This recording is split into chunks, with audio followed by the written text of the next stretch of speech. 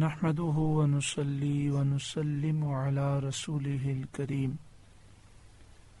أما بعد فأعوذ بالله من الشيطان الرجيم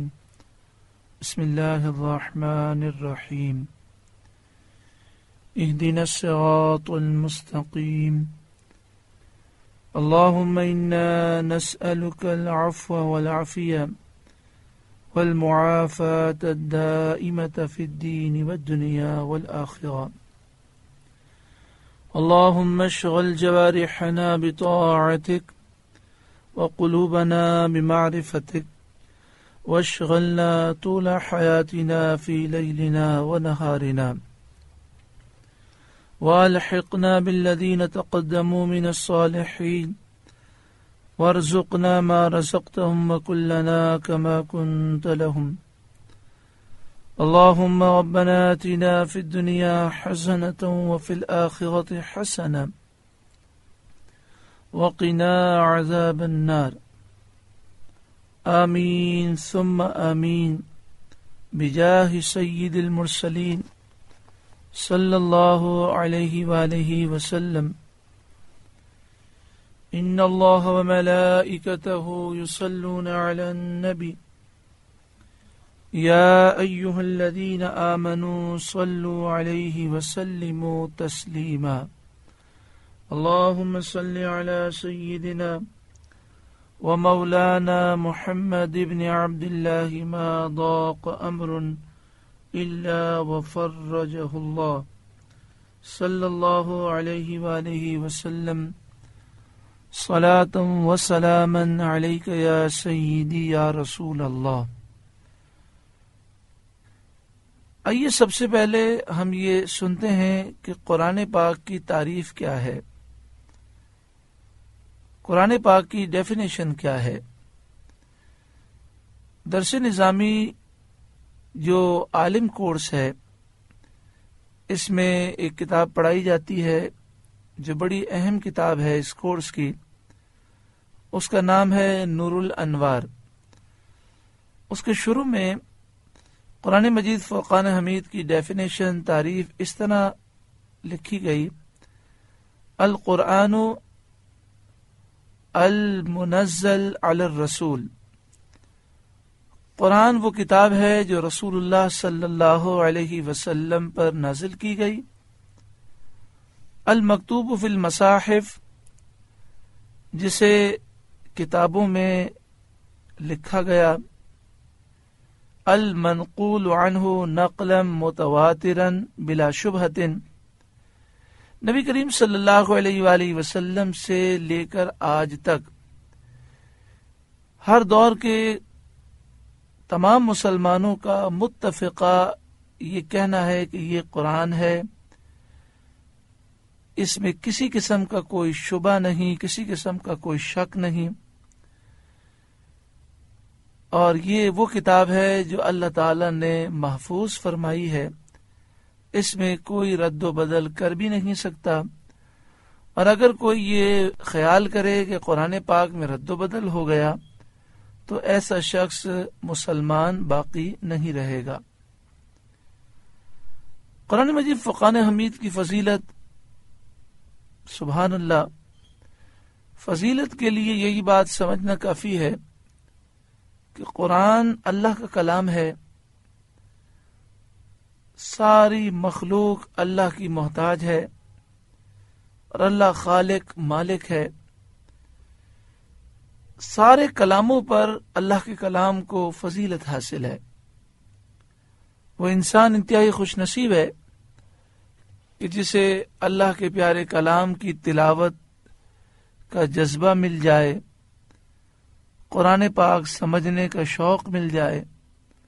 اور قرآن پاک کے مطابق اس کی زندگی سنور جائے۔ ترمذی شریف میں یہ حدیث پاک ہے، الترغیب و ترغیب، صفحہ نمبر 585 585 دوسری جلد میں ہے، قال رسول اللہ صلی اللہ علیہ وآلہ وسلم، رسول اللہ صلی اللہ علیہ وآلہ وسلم نے ارشاد فرمایا، یقال لصاحب القرآن اقرأ، قرآن کی کثرت سے تلاوت کرنے والا، قرآن کو جاننے والا، قرآن پر عمل کرنے والا جب کل بروز قیامت آئے گا تو اس سے فرمایا جائے گا پڑھ ورقہ، اور جنت کی منزلیں طے کرتا جا، درجات تو چڑھتا جا، وَرَتِّلْ كَمَا كُنْتَ تُرَتِّلُ فِي الدُّنْيَا، اور اس طرح ٹھہر ٹھہر کر قرآن کی تلاوت کر جس طرح تو دنیا میں کیا کرتا تھا۔ فَإِنَّ مَنزِلَكَ عِنْدَ آخِرِ آیَةٍ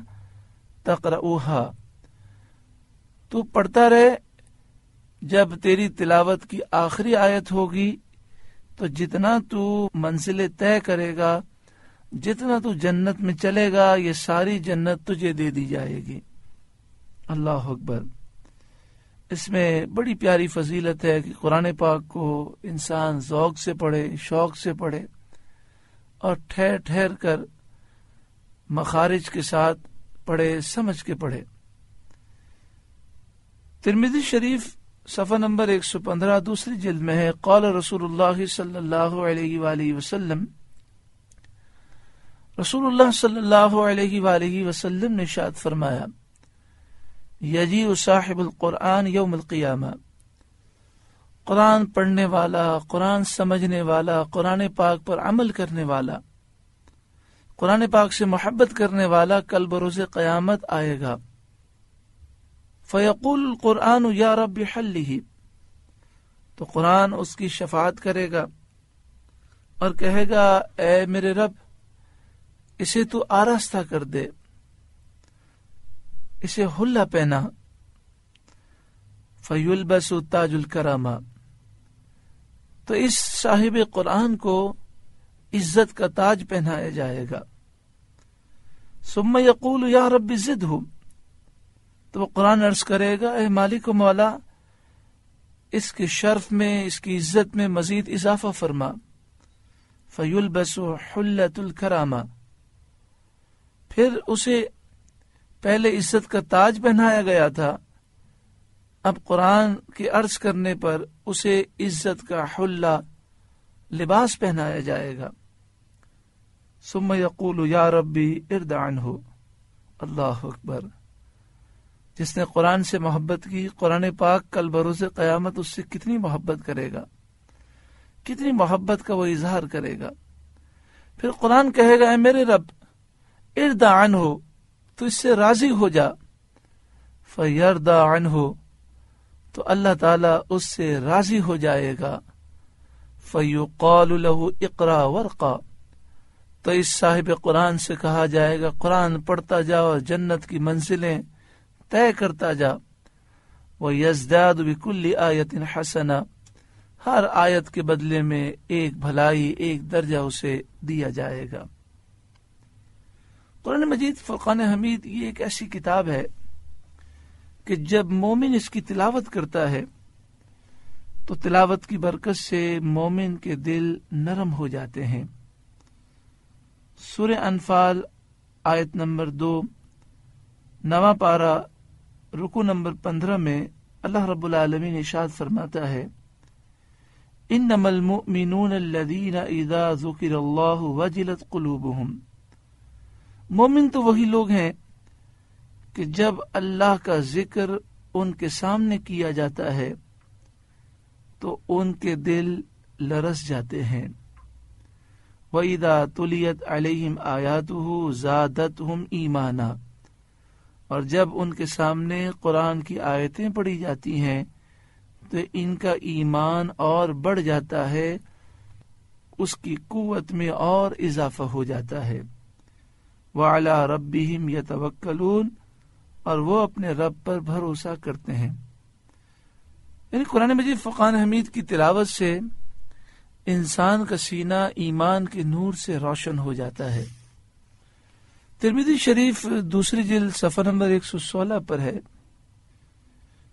قال رسول اللہ صلی اللہ علیہ وآلہ وسلم، رسول اللہ صلی اللہ علیہ وآلہ وسلم نے ارشاد فرمایا، من شغلہ القرآن عن ذکری ومسألتی، جسے قرآن سے اتنی محبت ہو گئی کہ دن رات قرآن کی تلاوت کر رہا ہے، قرآن پاک کو سمجھ رہا ہے، قرآن پاک میں غور و فکر کر رہا ہے، اس مشغولیت کی وجہ سے وہ اللہ کا ذکر نہ کر سکا اور اللہ سے دعا نہ مانگ سکا. یعنی جو دعا کا وقت ہے، اللہ کے ذکر کا وقت ہے، اس میں بھی قرآن پاک کی تلاوت کر رہا ہے، اس میں بھی قرآن پاک سمجھنے کی کوشش کر رہا ہے. پھر آقا صلی اللہ علیہ وسلم فرماتے ہیں، اللہ تعالیٰ فرماتا ہے اعطیتہ افضل ما اعطی السائلین، میں اسے وہ عطا کروں گا جو مانگنے والوں کو عطا کرتا ہوں، اس سے بڑھ کر اسے عطا فرماؤں گا. یعنی واضح معلوم ہوا کہ جو قرآن سے محبت کرے اور قرآن کی تلاوت میں اور قرآن کو سمجھنے میں مشغول ہو جائے، اس کی ساری حاجتیں رب العالمین پورا فرماتا ہے. کنز العمال صفحہ نمبر 128 پہلی جلد. قال رسول اللہ صلی اللہ علیہ وآلہ وسلم، رسول اللہ صلی اللہ علیہ وآلہ وسلم نے ارشاد فرمایا، اذا احب احدکم ان یحدث ربہ، جب تم میں سے کوئی یہ چاہے کہ میں اپنے رب سے باتیں کروں، فلیقرأ القرآن، تو اسے چاہیے وہ قرآن کی تلاوت کرے. جس کا دل یہ چاہے کہ میں اپنے رب سے گفتگو کروں، باتیں کروں، تو اسے چاہیے وہ قرآن پاک کی تلاوت کرے. واقعی وہ انتہائی خوش نصیب ہیں جو قرآن پاک پر ایمان لائے، قرآن پاک کو کثرت سے پڑھتے ہیں، قرآن پاک کو سمجھنے کی کوشش کرتے ہیں، قرآن پاک پر عمل کرتے ہیں اور قرآن پاک کے پیغام کو عام کرتے ہیں. جس طرح قرآن پاک پڑھنے کی فضیلت ہے، اس کے ساتھ ساتھ یہ بات بھی ہے کہ پڑھنے کے ساتھ ساتھ سمجھنے کی کوشش کی جائے. احیاء العلوم پہلی جلد صفحہ نمبر 289 پر حضرت امام غزالی علیہ رحمہ نے حضرت علی رضی اللہ تعالیٰ عنہ کا یہ قول لکھا، لا خیر فی عبادت لا فقہ فیہا، اس عبادت میں کوئی بھلائی نہیں جس میں سمجھ نہ ہو. یعنی جسے عبادت کے شرعی مسائل نہیں معلوم، وہ عبادت ناقص ہوتی ہے. جیسے نماز کے فرائض معلوم نہ ہو تو نماز میں غلطیاں ہو جاتی ہیں. ولا فی قراءۃ لا تدبر فیہا، اور اس تلاوت قرآن پاک میں بھی کوئی خیر نہیں، حضرت علی فرماتے ہیں، جس میں غور و فکر نہ ہو. یعنی حضرت علی رضی اللہ تعالیٰ عنہ ترغیب دلاتے ہیں کہ قرآن پاک کی تلاوت کرو تو اس میں غور و فکر کرو. اس غور و فکر سے اور قرآن پاک کو سمجھنے سے کیا ہوگا؟ ہمارے دل کے میل کچیل دور ہو جائیں گے، اور پھر دل گندگی سے جب پاک ہوگا تو قرب الہی اور قرب مصطفیٰ صلی اللہ علیہ وسلم کی منزلیں نصیب ہوں گی. شعب الایمان دوسری جلد صفحہ نمبر 353 353 پر ہے، عن ابن عمر رضی اللہ تعالی عنہما قال، حضرت عبداللہ بن عمر رضی اللہ تعالی عنہما نے فرمایا، قال رسول اللہ صلی اللہ علیہ وسلم، رسول اللہ صلی اللہ علیہ وآلہ وسلم نے ارشاد فرمایا، ان هذه القلوب تستو كما يستوي الحديد اذا اصابه الماء، جس طرح لوہے پر پانی لگ جائے تو اس پر زنگ لگ جاتا ہے، اسی طرح بے شک ان دلوں پر بھی زنگ لگ جاتا ہے. قیل یا رسول اللہ وما جلاؤها، عرض کی گئی یا رسول اللہ صلی اللہ علیہ وسلم اس کی صفائی کیسے ہو؟ قال کثرت ذکر الموت و تلاوت القرآن، موت کے ذکر کی کثرت کی جائے بار بار اس چیز کو یاد کیا جائے کہ شاید یہ میری زندگی کی آخری رات ہو سکتا ہے یہ میری زندگی کی آخری صبح ہو، ان قریب مجھے موت آئے گی، قبر و آخرت کی تیاری کے لیے میں نے کیا کیا۔ وہ تلاوت القرآن، اور دوسری چیز جو دل کے زنگ کو دور کرتی ہے وہ قرآن مجید فرقان حمید کی تلاوت ہے۔ قرآن مجید فرقان حمید میں شفا بھی ہے، ہدایت بھی ہے، رحمت بھی ہے، نور بھی ہے، جیسا کہ سورہ یونس آیت نمبر 57 میں ہے، یا ایھا الناس قد جاءتکم موعظۃ من ربکم، اے لوگوں بے شک تمہارے پاس تمہارے رب کی طرف سے نصیحت آ گئی، وشفاء لما فی الصدور، اور جو تمہارے سینے میں بیماریاں ہیں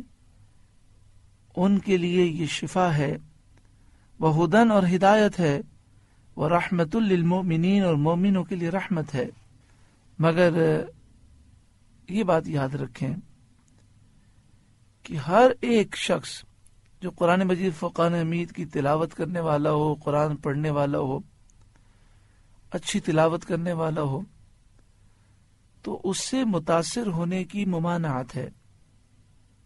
بہت سے ایسے لوگ ہوتے ہیں جو قرآن مجید فرقان حمید پڑھنے کے باوجود قرآن سے فیض نہیں پا سکتے۔ تو ہم انشاءاللہ سورہ فاتحہ کی تفسیر میں اس بات کو سماعت کریں گے کہ قرآن مجید فرقان حمید سے حقیقی طور پر فیض پانے کے لیے کیا چیزیں ضروری ہیں، اور کون سے ایسے عوامل ہیں جن کی وجہ سے قرآن کی تلاوت کرنے کے باوجود بھی انسان قرآن پاک سے فیض نہیں پا سکتا۔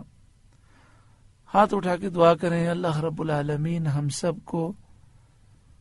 قرآن مجید فرقان حمید سے حقیقی معنوں میں فیض پانے کی توفیق عطا فرمائے۔ رب العالمین ہمیں قرآن پاک سے محبت عطا فرمائے، صحیح سمجھنے کی توفیق عطا فرمائے، عمل کی توفیق عطا فرمائے، اور ہم سب کو خادم قرآن پاک بنائے۔